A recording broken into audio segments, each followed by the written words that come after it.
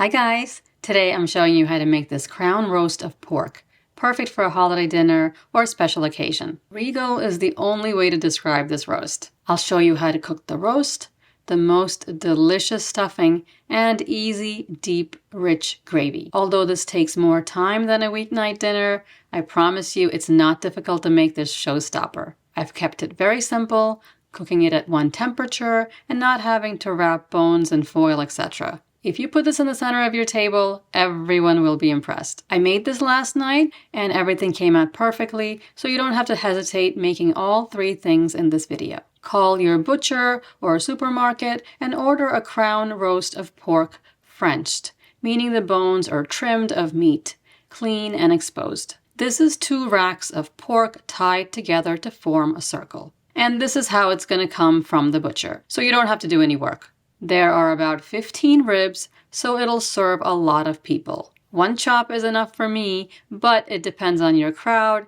and how many sides you're serving with it. This roast weighs about 11 pounds and was the smallest available. I ordered this from my local ShopRite, and the roast has been tied into a nice circle. It is tied a little too tight, so there's no space in the middle, but makes for a neater appearance and will hold its shape when cooked. If your roast is more open in the middle, put a ball of foil to keep the shape when cooking. I don't put stuffing in the middle. I like to cook it separately. It's just neater, easier, and the cooking time is more accurate. To flavor the meat, I like to make a paste using salt, ground black pepper, fresh garlic, olive oil, and fresh herbs, sage, thyme, and rosemary, just roughly chopped. Put the garlic, herbs, salt and pepper in a little chopper. Pulse a few times and then add olive oil. Blend into a paste. The roast is sitting on a jelly roll pan that fits in my fridge. I've just washed it and dried it really well. Use any pan or pot that holds the roast and will fit in your fridge. Put the paste around the roast on top. Spread it all over the meat with your hands. Get in between each chop and rub the paste in really well.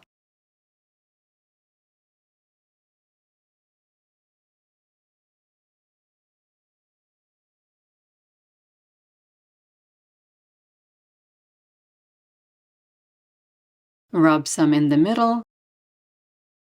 Lift and rub some of the paste on the bottom.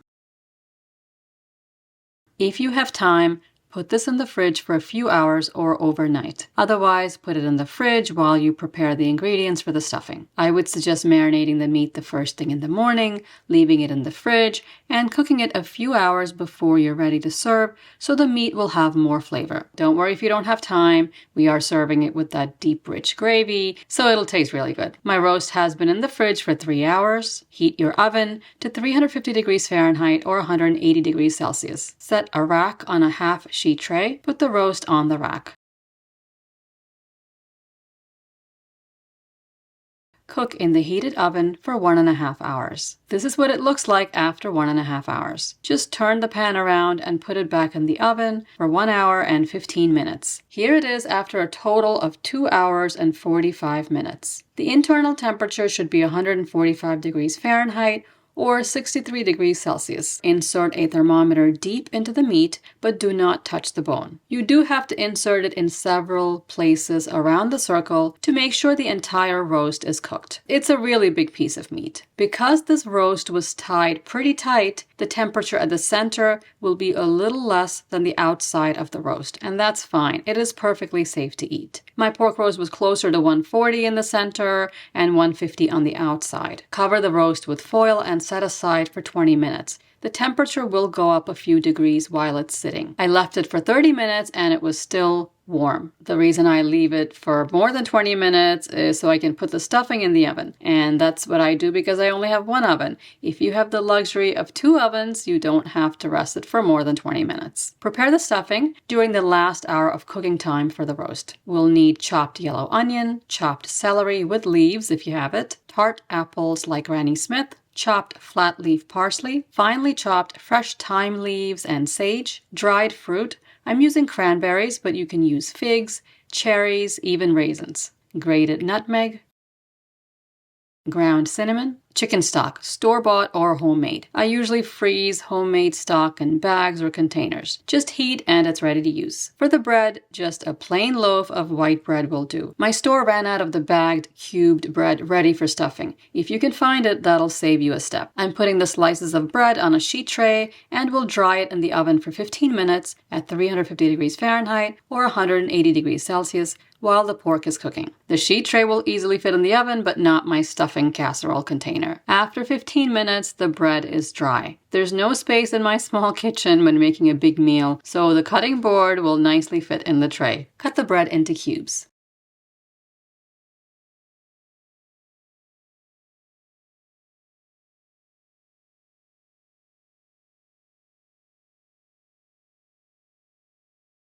Heat up a wide pan and add butter.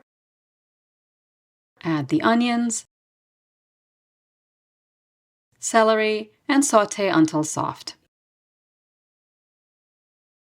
I've peeled and diced the apples. It's up to you if you want to leave the peel on. Add the apples, salt, pepper, thyme and sage, nutmeg, and cinnamon. Stir to mix everything.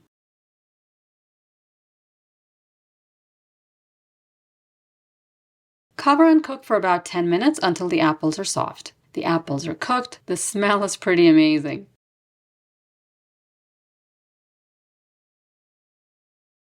Add the dried fruit, parsley, and mix well. Add the bread cubes,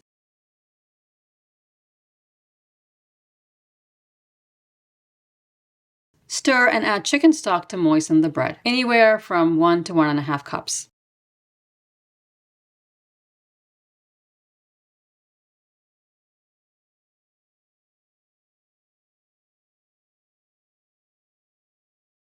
Taste and add more salt or pepper if you'd like. I'm adding half a teaspoon of sugar, which gives the stuffing a little sweetness, but not much. Even though the apples are tart, they do get sweet when they're cooked. This stuffing goes really well with the rich pork and gravy. Spread soft butter on the bottom and sides of a casserole dish. Put the stuffing in.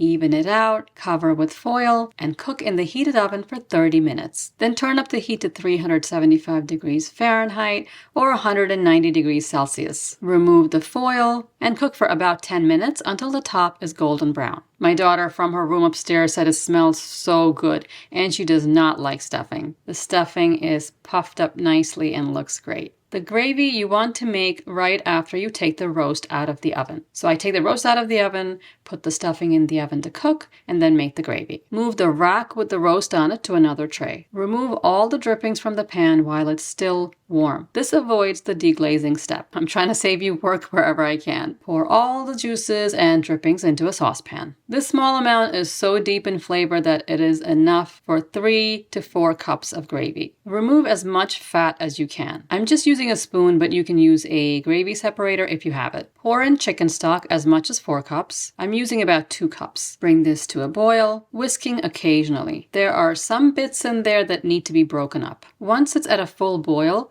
add a cornstarch slurry, which is just cornstarch mixed with water. Add a little at a time and whisk. Boil for a minute and check the consistency.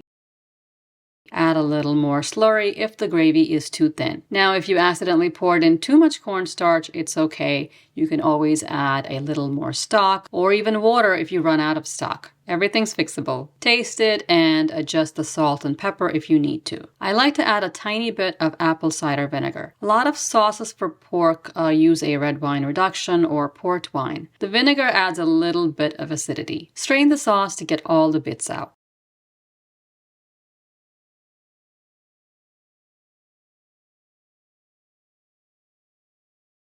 Deep, rich, brown gravy. And we didn't use any beef stock, we just used chicken stock, just that the drippings from the pork is just very rich and dark brown. Here is our showstopper roast. The stuffing is to die for. It's one of my favorites. It has a very complex flavor, and we didn't use any meat in the stuffing. It's just vegetables, herbs, spices, and the stock. You can definitely keep the stuffing vegetarian by using vegetable stock or water instead of the chicken stock. Put the roast on a pretty platter or board and decorate it with fruit, herbs, etc., and put it on the center of your table. That'll definitely wow your guests. Then take it back to the kitchen and carve the roast. Cut the strings off.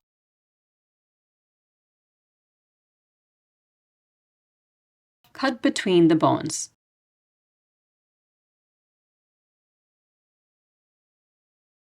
That's a hefty chop. Look how many chops are left. There's definitely going to be leftovers. I just want to show you how juicy the meat is. You can see all the juices on the cutting board. This is after even longer than 30 minutes of the meat resting. A little stuffing. The meat is so juicy and moist.